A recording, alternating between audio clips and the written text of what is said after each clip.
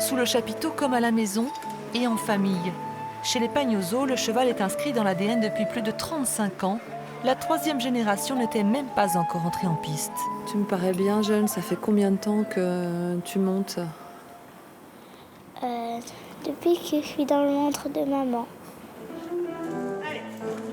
Cet hiver encore, la troupe lâche la bride de l'imaginaire pour galoper dans l'ombre du zèbre, un nouveau spectacle pour des funambules en mouvement créatif perpétuel.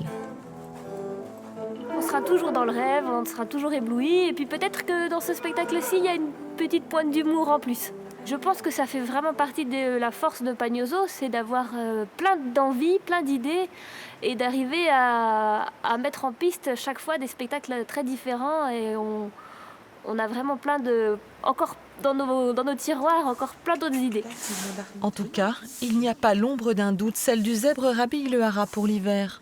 Ces boxes vidées de leur sens depuis le projet de fermeture se remplissent à nouveau. De là à rêver de le remettre en selle, il n'y a qu'un saut. La troupe se verrait bien lui insuffler sa seconde vie, y accueillir du public et installer là son vaisseau amiral. Quand vous êtes 200 jours en tournée, comme on a été quasiment dans les 8 dernières années, c'est très dur de former les jeunes chevaux, d'être en tournée, de jouer des spectacles. On aurait besoin d'avoir une deuxième équipe qui nous prépare des chevaux. Et puis évidemment des artistes avec de la formation et professionnelle et très simple. Propriétaire du lieu, le conseil départemental a renoncé à le vendre, mais il faudra encore plusieurs mois pour savoir s'il est sensible au projet Pagnozzo, au point de l'inscrire sur son agenda, noir sur blanc, comme les rayures du zèbre.